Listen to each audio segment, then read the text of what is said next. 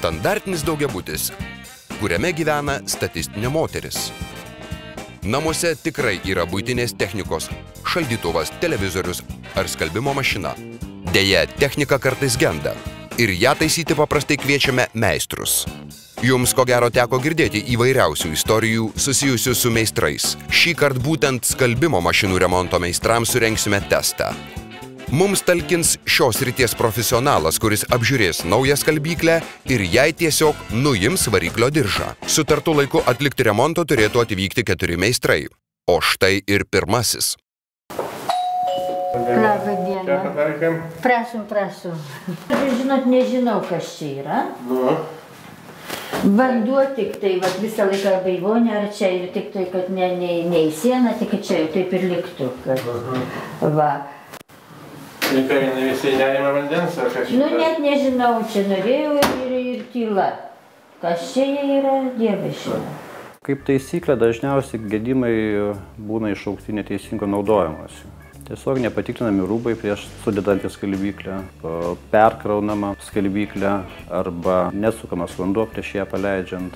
Na, tarkim, sudėjot rūbus, o ten kišenėse liko monetos, kurios skalbimo metu iškrito, užkimšo arba vandens išpylimo sistemą, arba patį išpylimo siurbliuką, ko pasiekoje jisai sudegė. Na ir tarkim, tokiu atveju jūs jau turite papildomas išlaidas mašinos remontui. Bet aš norėčiau jūs palikti kokiai ten 10 minučių, ar sutinkat?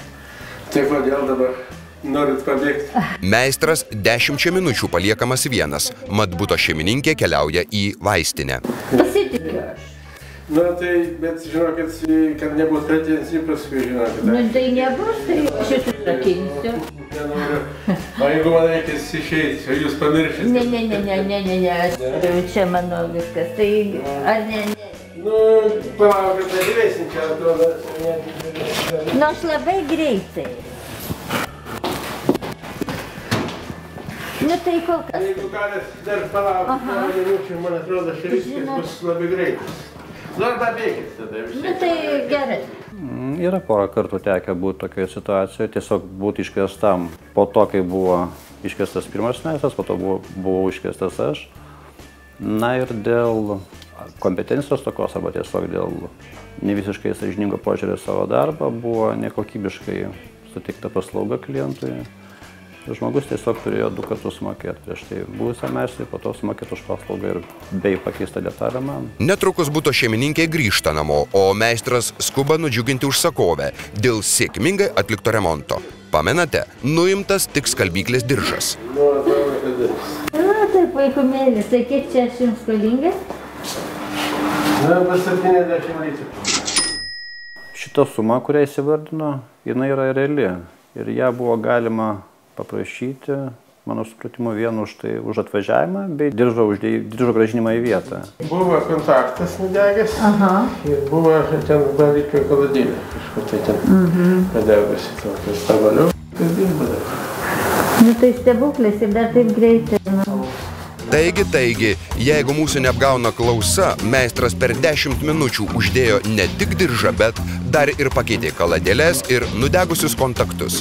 Įdomu, kokias kaladėles ir kokius kontaktus. Eksperto komentaras. Nebuvo verta įsigalvoti kažkokių papildomų gedimų vien tam, kad motyvuoti va šitą sumą. Meistras išeidamas turėtų jums palikti, jeigu buvo keista sugedusi detalė. Na ir būtų idealu, jeigu meistras ir parodytų, kurioje vietoje detalė buvo pakeista, kaip atrodo nauja detalė pakeista. Žinoma, būtina ir šiaip ir meistras pats turėtų neprašomas jums suteikti garantiją savo darbui, detalės keitimui. Jeigu yra galimybė, visada, mano galva, geriausia klausinėti draugų, pažįstamų, kaimynų, bendradarbių, kad jie parekomenduotų žmonės, kurie jiems taisė ir kurių paslaugom jie liko patenkinti. Jeigu tokios galimybės nėra, tokiu atveju tada jūs jau imate skelbimo laikraštį, ieškote informacijos internete. Aišku, būtų gerai, kad jūs prieš sutardami su meistru pasiskambintumėte keliems meistrams, pasiklausinėtumėte bent jau apie kainas, paklaustumėte apie terminus, per kiek jie gali pas jūs atvykti. Klausdami kainos, būtent pabrėžkite tai, koks minimalus meistro iškvietimo tarifas. Tada jūs turėsite bendrą supratimą, kiek galėtų kainuoti jūsų paslauga šitą meistrą. Na, gal ir nelabai didelė suktybė, tačiau šis atvejis tik įrodo, kad nesuprantančiam klientui kartais atvirai pučiami arabai, norint padidinti darbų sąmatą. Netrukus turi atvykti kitas meistras. Patikrinsime, ar tai dėsningumas, ar tik atsitiktinumas. Meistrų istorijos. Nebuvo verta išsigalvoti kažkokių papildomų gedimų vien tam, kad motyvuoti va šitą sumą. Beje, antrasis meistras sutartų laiku taip ir neatvyko.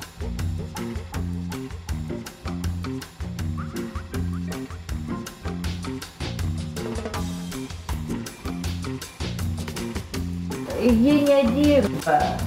Nežinau, kas čia retai čia būnu šitą visą. Žodžiu, vanduo ten va bėga. Ir tiesiog, nežinau, čia norėjau. Labai dažnai vartotojui iškyla klausimas, kaip perkraus nesuvaidinti skalbiamosios mašinos, nes vartotojiškoje instrukcijoje būna parašytas kiekis skalbinių, kurį galima skalbti konkrečių skalbiklės modelių. Praktiškai, iš praktikos patogiausia vis dėlto nesverti svarstyklėmis pasiėmus skalbinius, o tiesiog žiūrėti pagal tūrinį matavimą. Medvilnės galima krauti pilną skalbiklę, sintetikos mišrių skalbinių 2/3 būgno apimties, na, o vilnos 1/3.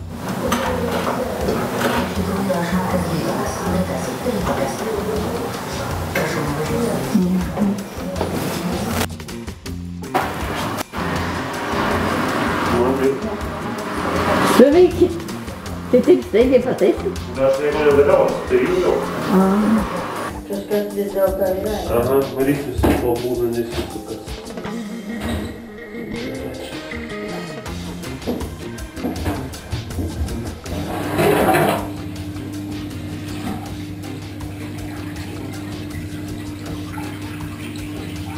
Jeigu lygintume meistrus dirbančius pagal verslo liudijimą ir meistrus, kurie dirba įmonėse, aišku, kainos žemesnės tas žmonės, kurie dirba pagal verslo liudijimą, tačiau gal kažkiek truputį yra daugiau garantijų pas meistrus, kurie dirba įmonėse, nes ten tada jau atsako ne pats meistras, bet atsako įmonės savininkas. O kodėl kriauklė išpila to kanalizaciją? Žinot, net negaliu atsakyti šitą klausimą. Gal taip norėjau, gal kitame šiandien. O kam šitą kanalį pritaikyti, kas čia dar norėjo? Įdomi vieta. Gal čia buvo, gal čia kokie pakeitimai. A, čia gal boilerį norėjo šitą vandens šildytuvo kabinti. Na, gali būti. Tas gerai.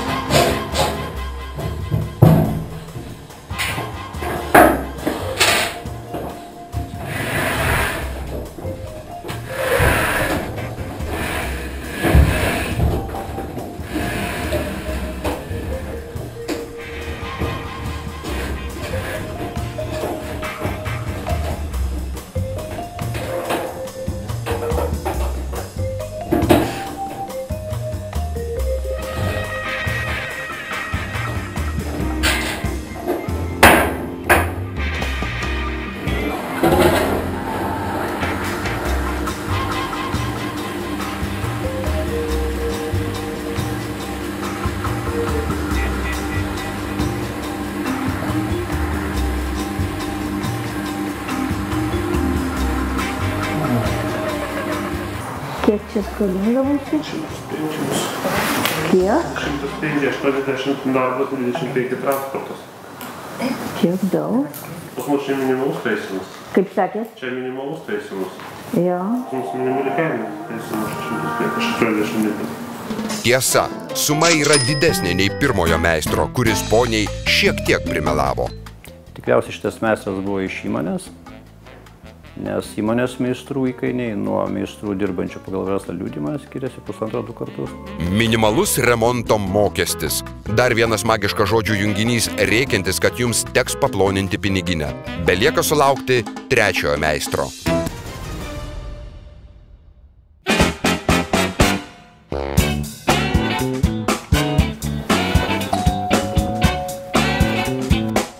Pagaliau į statistinį butą atvyko trečiasis meistras. Prašom, meistras, taip? Šitas jis atsitiko? Na, va, tai skalbimo mašina ir jinai tyli, nenori dirbti. Taip. Neįsijungia, iš vis nevyko. Nu, nežinau, aš tiesiog tyla. Gal jūs ką nors suprasit? Gal pažiūrėsim.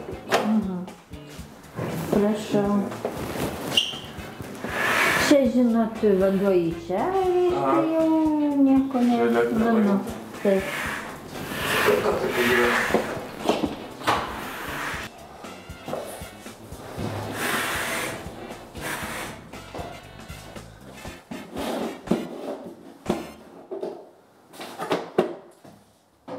Patarčiau klientam įsikvietus meistrą savo dienotvarkę susitvarkyti taip, kad meistro iškvietimo metu nereikėtų palikti jo vieno bute. Ir tuo būdu jūs išvengsite tiesiog nemalonumų arba kažkokių tai konfliktinių situacijų, galinčių pasitaikyti. Palikime jį vieną ir pažiūrėkime, kas bus.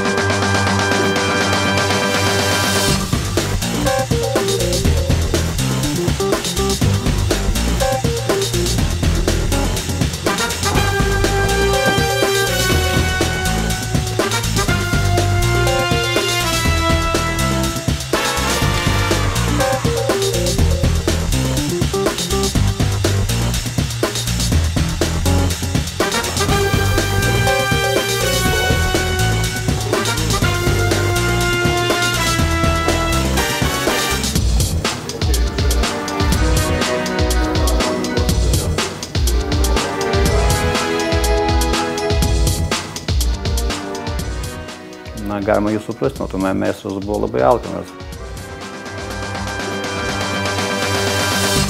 Mano praktikoje yra buvusi panaši situacija, kada tiesiog padarius remontą, atlikus remontą, klientė pasigėdo auksinės grandinėlės. Jinai nepuolė tiesiai kaltinti mūsų, kad mes ją paėmėm, tačiau jinai motyvavo tuo, kad iki mūsų atėjimo jinai buvo, o mes, kadangi ruošėmės išeidinėti, jos buvusioje vietoje jinai neranda. Mes, aišku, jai padėjom ieškoti, galvojom, gal jinai užkrito, gal kažkokiais būdais jinai pakeitė savo buvimo vietą, tačiau jos mes neaptikom. Ir kadangi reikalas vyko vakare, kad sutaupyti laiko bei neaštrint konflikto, mes tiesiog pasiūlėme iškviesti policiją, kuri galėtų tiesiog konstatuoti faktą, kad mes grandinėlėse nesam paėmę. Bet jinai atsisakė tai daryti, tiesiog motyvuodama to, kad jinai mumis pasitikė ir jokių pretenzijų mums neturi. Po to praėjus savaitę laiko, jinai mums paskambino, paaiškėjo, kad grandinėlė tiesiog buvo pasiskolinusi jos giminaitė, kuri paskui ją grąžino. Na ir jinai tiesiog, kaip ir norėdama išpirkti savo gal nekaltę, gal tiesiog kad neliktų prastesni prisiminimai apie šitą mūsų vizitą, būtent šitą visą mūsų darbą jos bute. Jinai mums pasiūlė lauktuvių, važiuojant pro šalį užvažiuoti ir tiesiog pas ją pasimti, ko mes mielai pasinaudojam.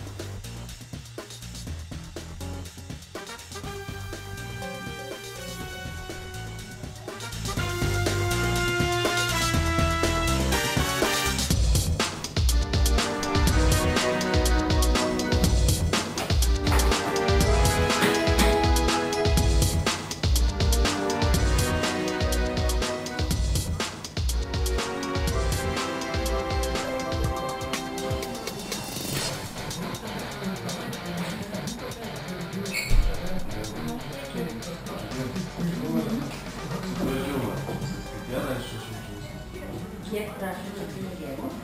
Tai nieko baisaus nebuvo, tai 50 atvažiavo. Vieną čia garantinis.